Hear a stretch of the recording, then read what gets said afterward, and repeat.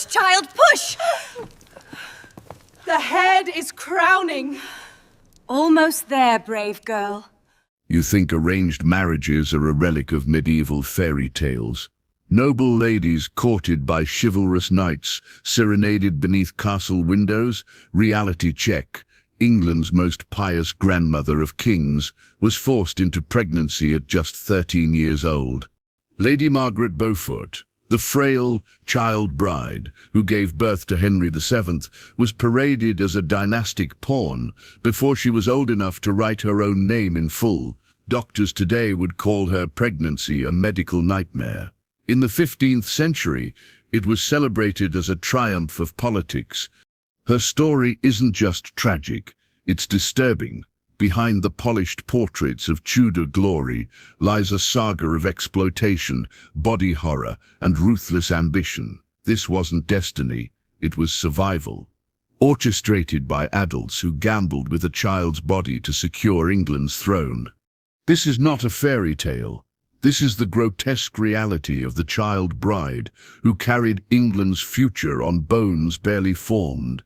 And if you think it can't get darker, wait until you hear what happened after her son was born. She never had a childhood. Before she could walk, before she could speak, before she could even understand her own name, Lady Margaret Beaufort's destiny had already been written in ink and blood. Born in 1443, into a kingdom convulsed by civil war, she wasn't seen as a daughter or a child. She was seen as property, a token of inheritance, a movable piece on a board where men gambled with lives like chips at a poker table. England at the time was split between rival branches of the royal family, the Plantagenets tearing themselves apart in what would later be called the Wars of the Roses. It was a conflict that would kill thousands and topple kings. But for Margaret, the war began in her cradle. She wasn't yet 3 years old when lords and bishops began circling, whispering her name like wolves scenting meat. The reason was brutally simple. Margaret's father, John Beaufort, died when she was still an infant. Through him she carried a trace of royal blood, and through that blood she inherited vast estates. And in the cold mathematics of medieval politics, land meant wealth, and wealth meant power. That power needed to be controlled, and there was only one way to control it, by marrying her off to the right man. So imagine this. While modern children her age might play with dolls, Margaret's very existence was itself a doll, to be picked up, dressed, and passed around by the men who decided England's fate. They calculated her marriage as one might calculate troop numbers or tax revenues. And the irony, the more fragile and powerless she seemed, the more valuable she became. One chronicler described her as the richest ward in England. That sounds glamorous, until you understand what it meant.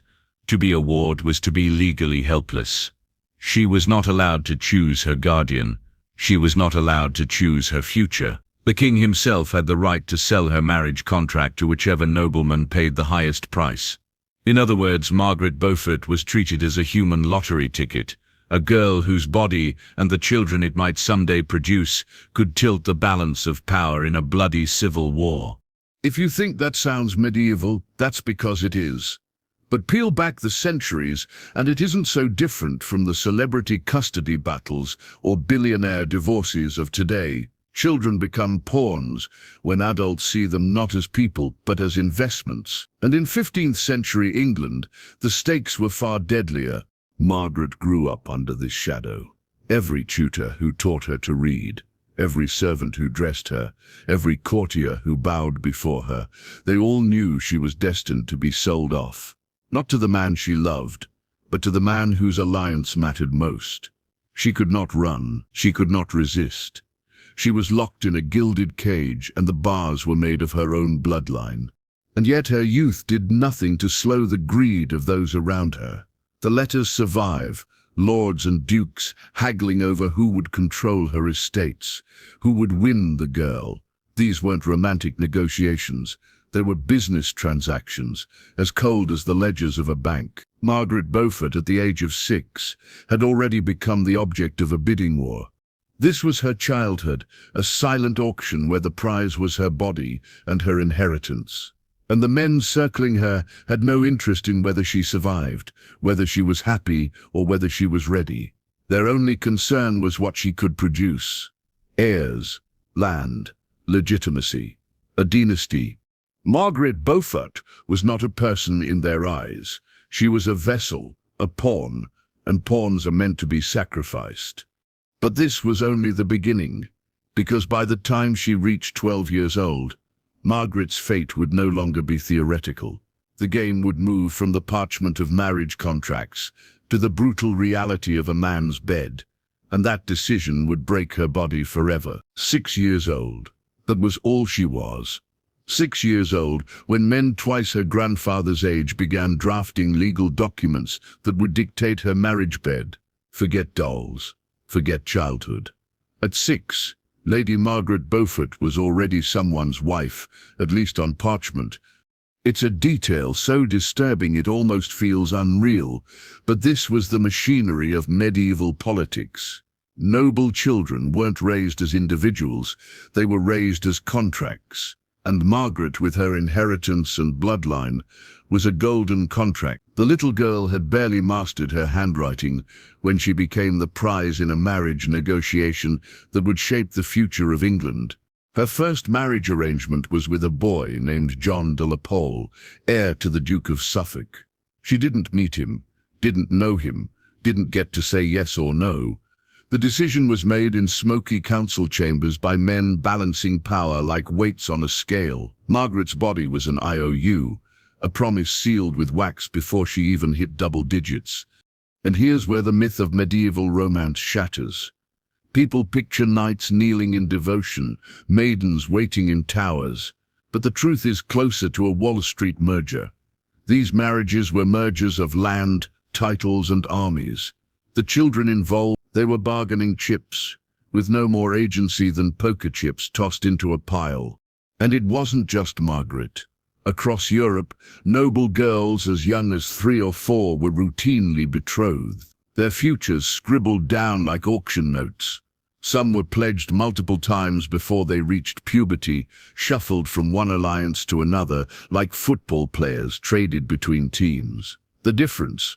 Football players at least get contracts they can read.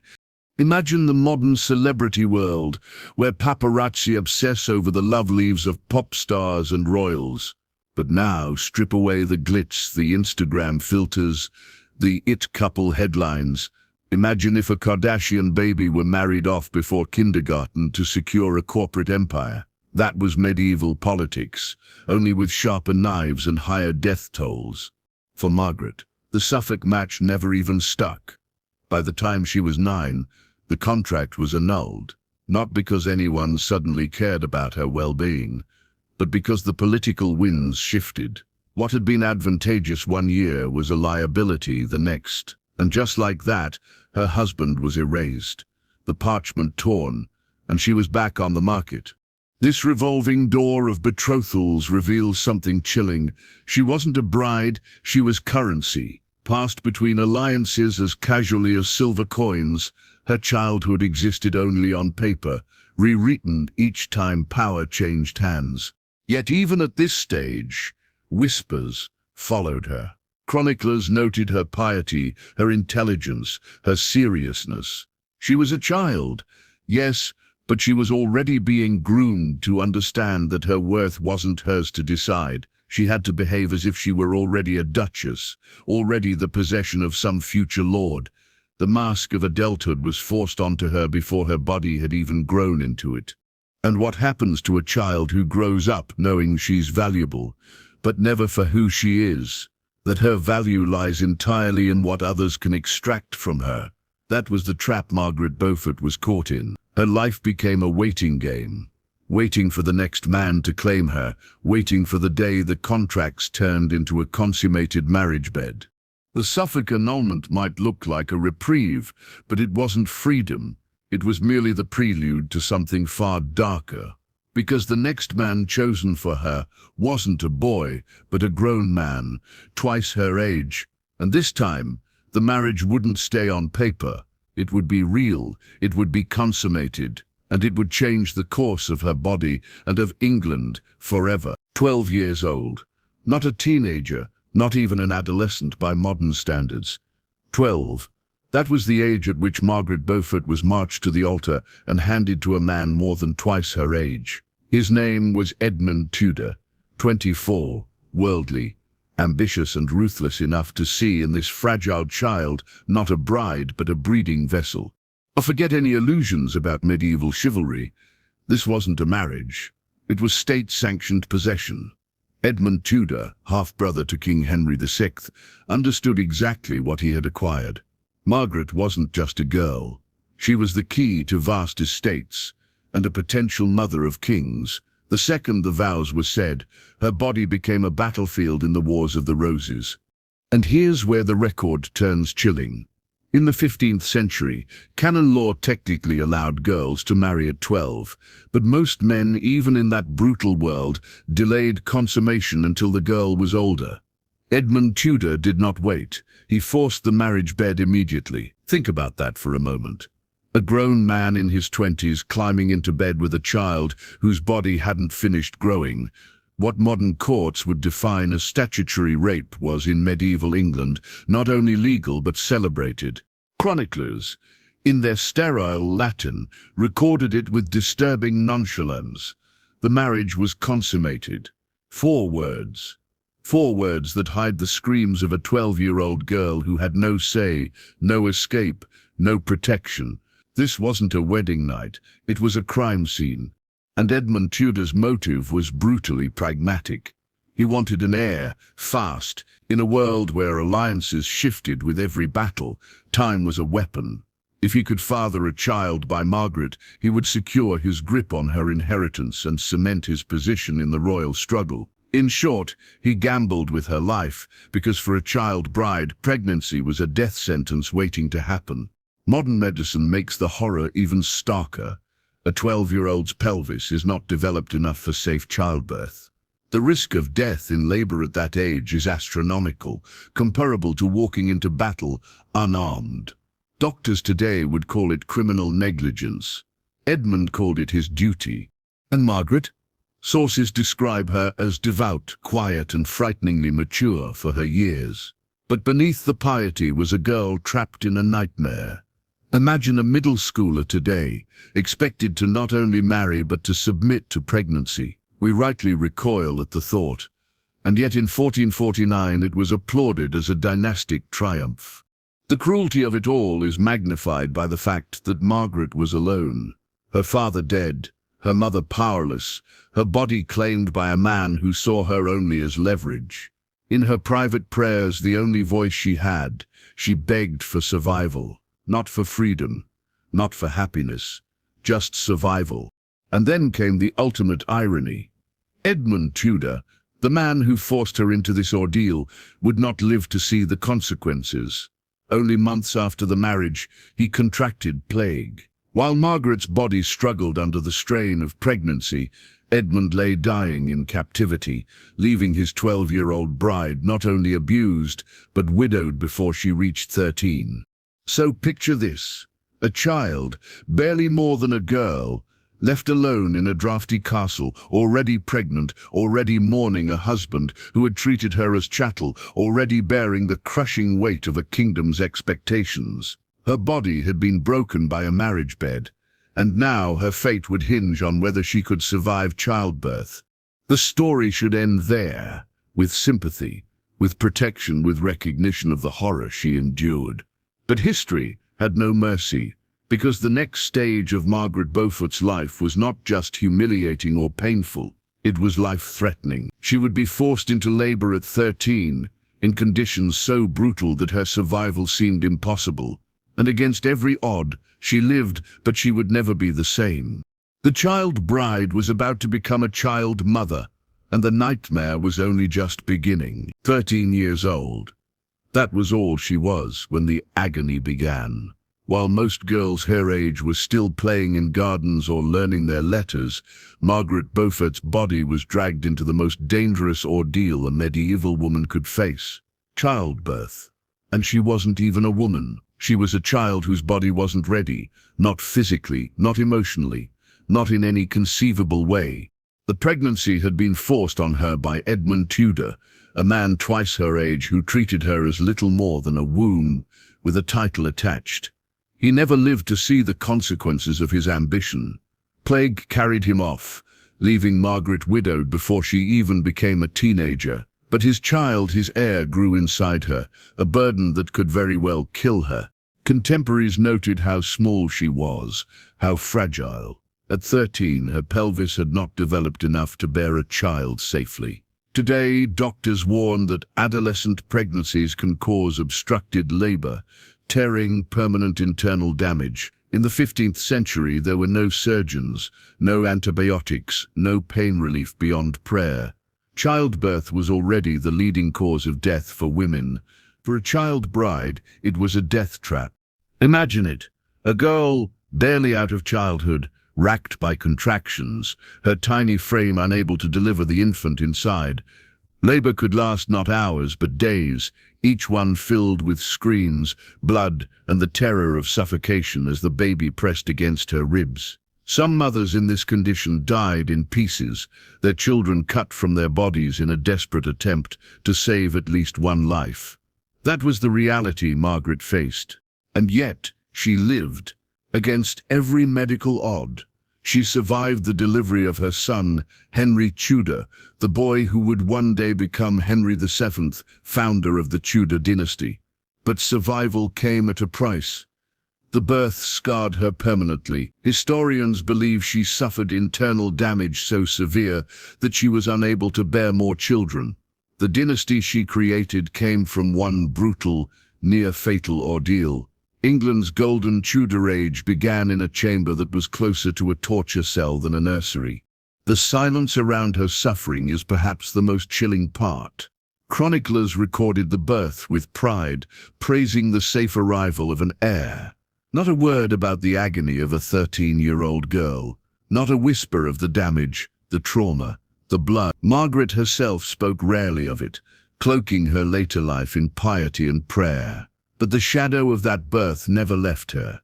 She walked with a limp. She aged before her time. She spent her life in religious austerity, as if to cover over the wound of what she had endured. It's tempting to think of Margaret as passive, a victim of history, but survival made her dangerous. She had stared death in the face at 13 and come back. She had produced an heir when no one thought she could. That made her both fragile and formidable. Fragile in body, formidable in ambition. And what of the son she nearly died for? Henry Tudor was taken from her almost immediately. Medieval custom dictated that great heirs be raised not by their mothers, but by guardians chosen for political advantage. So Margaret, the child who had been forced into motherhood, was denied the one consolation that might have softened her trauma. She risked her life for him, and then was told to hand him over. Her arms were left empty. That was the cruelty of her world. Children forced into marriages, children forced into pregnancies, children stripped of their own children. Margaret Beaufort was only 13 when her childhood ended in a storm of pain and blood, and yet the very thing that should have destroyed her, the trauma of early motherhood, became the foundation of her power. But power doesn't heal wounds, it only sharpens them. Margaret would carry that scar, physical and emotional, for the rest of her life. Every prayer whispered in her later years, every scheme she devised, every ruthless decision she made, all of it was born from that moment when she lay on a bed of straw screaming for breath, while men outside celebrated the birth of a dynasty. It should have ended there, with her broken body discarded once its purpose was served. But Margaret Beaufort did not vanish into obscurity. Her suffering was only the beginning. Because surviving childbirth didn't grant her freedom, it trapped her in a role she could never escape. And the cruelest twist, she was about to lose the very child she had nearly died to deliver. 13 years old. That was all she was when the agony began. While most girls her age were still playing in gardens or learning their letters, Margaret Beaufort's body was dragged into the most dangerous ordeal a medieval woman could face. Childbirth, and she wasn't even a woman. She was a child whose body wasn't ready, not physically, not emotionally, not in any conceivable way. The pregnancy had been forced on her by Edmund Tudor, a man twice her age, who treated her as little more than a womb with a title attached. He never lived to see the consequences of his ambition. Plague carried him off, leaving Margaret widowed before she even became a teenager. But his child, his heir, grew inside her, a burden that could very well kill her. Contemporaries noted how small she was, how fragile. At 13, her pelvis had not developed enough to bear a child safely. Today, doctors warn that adolescent pregnancies can cause obstructed labor, tearing, permanent internal damage. In the 15th century, there were no surgeons, no antibiotics, no pain relief beyond prayer. Childbirth was already the leading cause of death for women. For a child bride, it was a death trap. Imagine it. A girl barely out of childhood, racked by contractions, her tiny frame unable to deliver the infant inside. Labor could last not hours but days, each one filled with screams, blood, and the terror of suffocation as the baby pressed against her ribs. Some mothers in this condition died in pieces, their children cut from their bodies in a desperate attempt to save at least one life. That was the reality Margaret faced. And yet, she lived. Against every medical odd, she survived the delivery of her son, Henry Tudor, the boy who would one day become Henry VII, founder of the Tudor dynasty. But survival came at a price. The birth scarred her permanently. Historians believe she suffered internal damage, so severe that she was unable to bear more children. The dynasty she created came from one brutal, near-fatal ordeal. England's golden Tudor age began in a chamber that was closer to a torture cell than a nursery. The silence around her suffering is perhaps the most chilling part. Chroniclers recorded the birth with pride, praising the safe arrival of an heir. Not a word about the agony of a 13-year-old girl. Not a whisper of the damage, the trauma, the blood. Margaret herself spoke rarely of it, cloaking her later life in piety and prayer. But the shadow of that birth never left her. She walked with a limp. She aged before her time. She spent her life in religious austerity, as if to cover over the wound of what she had endured. It's tempting to think of Margaret as passive, a victim of history, but survival made her dangerous. She had stared death in the face at 13 and come back. She had produced an heir when no one thought she could. That made her both fragile and formidable. Fragile in body, formidable in ambition. And what of the son she nearly died for? Henry Tudor was taken from her almost immediately. Medieval custom dictated that great heirs be raised not by their mothers, but by guardians chosen for political advantage. So Margaret, the child who had been forced into motherhood, was denied the one consolation that might have softened her trauma. She risked her life for him and then was told to hand him over. Her arms were left empty. That was the cruelty of her world. Children forced into marriages, children forced into pregnancies, children stripped of their own children. Margaret Beaufort was only 13 when her childhood ended in a storm of pain and blood. And yet, the very thing that should have destroyed her, the trauma of early motherhood, became the foundation of her power. But power doesn't heal wounds, it only sharpens them. Margaret would carry that scar, physical and emotional, for the rest of her life. Every prayer whispered in her later years, every scheme she devised, every ruthless decision she made, all of it was born from that moment when she lay on a bed of straw, screaming for breath, while men outside celebrated the birth of a dynasty. It should have ended there, with her broken body discarded once its purpose was served. But Margaret Beaufort did not vanish into obscurity. Her suffering was only the beginning. Because surviving childbirth didn't grant her freedom, it trapped her in a role she could never escape. And the cruelest twist, she was about to lose the very child she had nearly died to deliver. The room still smelled of blood and sweat when they took him from her.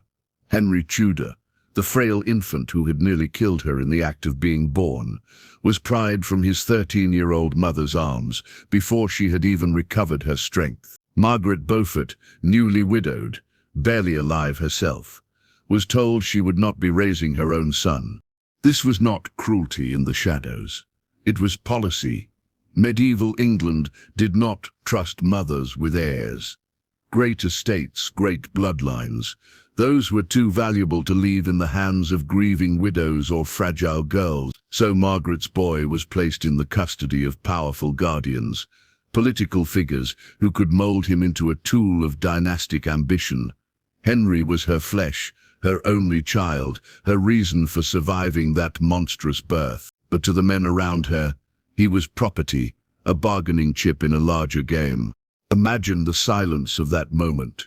A girl of 13, her body torn, her heart broken, lying in a chamber that echoed with absence. She had lost her husband to plague. She had lost her childhood to forced marriage. Now she lost her son to politics. All that remained was emptiness, a kind of living ghost. Henry was alive, but he was gone. And Margaret, stripped of even the title of mother, was left with nothing but prayer. It is here that Margaret Beaufort begins to change. The devout piety that would define her later life took root in this trauma. She cloaked herself in religion, adopting the mantle of a holy widow, as if surrendering to God was the only way to survive the theft of her child. Chroniclers speak of her endless fasting, her obsession with ritual, her quiet intensity, but beneath the prayers lay something harder, colder, a resolve born from loss. For the rest of her life, Margaret would live as though in mourning, not only for the husband she never loved, but for the child she could not keep. And that mourning became fuel. If she could not be a mother in the cradle, she would be a mother in destiny. If she could not protect Henry with her arms, she would protect him with her schemes. Every connection she forged, every alliance she whispered into being, every mask of saintly obedience she wore, all of it was for him. But at this moment, in the aftermath of childbirth, none of that was visible. She was a girl hollowed out, treated as a vessel, then discarded when her purpose was served. It's hard to imagine the cruelty more clearly. A teenager bleeding from childbirth, denied even the comfort of holding her son. It makes today's custody battles over celebrity children look like play acting. Margaret's loss was permanent, enforced by law, and enforced by men who did not care if she ever recovered. And yet, she did recover. Not in body, she would walk with pain and bear the scars forever. Not in freedom, she would remain under the authority of guardians and husbands. But in will, that spark did not go out. The girl who had been used as a pawn began to think like a player. The irony is bitter. Margaret Beaufort, denied the role of mother, would become one of the most powerful matriarchs in English history. She would outlive husbands, rivals, and kings. She would play the Wars of the Roses like a dangerous game of chess, and she would win. But that triumph was still far in the future. For now, she was a widow at 13, with a ghost for a son and a body broken by childbirth. The world had stripped her of everything. All she had left was survival, and survival, in Margaret's case, meant learning how to turn powerlessness into power. The girl who had been discarded was about to become something else entirely. Not just a widow, not just a mother in name, but a manipulator cloaked in piety, a woman whose quiet prayers would echo across battlefields soaked in blood. They called her the holiest woman in England. Draped in widow's black, eyes downcast in prayer, Margaret Beaufort cultivated the image of a saint. She fasted, she donated to monasteries, she whispered the Psalms as though her soul itself had been woven into scripture. To her contemporaries, she was the very model of Christian womanhood, devout, obedient, unworldly, but beneath the veil of sanctity was something far sharper. Margaret was playing a role, and like all great performances, it masked the truth. Behind the rosary beads, she was plotting. Behind the endless church donations, she was bargaining. And behind the saintly image of a widow resigned to God's will, she was quietly manipulating England's blood-soaked politics in ways that would change history. This duality, The Holy Mask and the Ruthless core, was born of necessity. Margaret had been broken by childbirth, stripped of her son, humiliated by the role forced upon her. She had no armies. She had no physical power. What she had was piety, and in a deeply religious age, piety itself was a weapon. When Margaret prayed, men listened. When she fasted, they admired her endurance. They underestimate her because she cloaked herself in virtue, and that was exactly the point. Like a chess master feigning weakness, Margaret used her saintly persona to maneuver undetected. Alliances were brokered under the guise of religious duty. Conversations in chapels became conspiracies in waiting. She sponsored sermons that subtly advanced her family's cause, and all the while she kept her eyes fixed on one thing: her son Henry. Though he was exiled far beyond her reach, every scheme she wove was designed to bring him back to England and place a crown on his head. It's tempting to imagine her as a medieval Lady Macbeth, whispering poison into ears while cloaked in prayer. The truth is subtler and darker. Lady Macbeth is punished for her ambition. Margaret Beaufort thrived on hers. She operated in a system where women were expected to vanish after widowhood. Retreating into harmless piety, Margaret embraced that expectation, exaggerated it, and weaponized it until she became untouchable. Who would suspect the holiest widow of orchestrating rebellions? And the stakes weren't abstract. The Wars of the Roses were tearing England apart. Kings were being overthrown, heirs murdered, nobles switching sides with each battle. It was a reality TV nightmare, only with real executions and rivers of blood. Margaret didn't just survive this chaos. She learned how to bend it. She played both sides, pledging loyalty to Yorkist kings while secretly conspiring for her Lancastrian son. She arranged marriages, whispered alliances, promised fortunes, always quietly, always under the shadow of prayer. To her rivals, she seemed harmless, even fragile. To her allies, she was indispensable. She was the spider at the center of the web, spinning threads from her prayer stool. And what makes it all the more chilling is that her mask worked. Chroniclers of her own time praised her humility, her saintliness. They didn't see the ruthless calculation beneath it, or perhaps they chose not to. History has often painted her as either saint or schemer, but in truth she was both at once. This is where the hypocrisy cuts deepest. The same society that stripped her of agency as a child bride now allowed her influence because she pretended to have none. They took her at face value, and she turned that blindness into power. But the longer she played this game, the higher the stakes became. Because she wasn't simply maneuvering for titles or estates anymore. She was maneuvering for a throne, and to place her son upon it, she would have to plunge England into its final bloodiest reckoning. The Holy Widow's prayers were about to echo on the battlefield, and the rivers of blood she unleashed would make her piety look like the cruelest mask of all.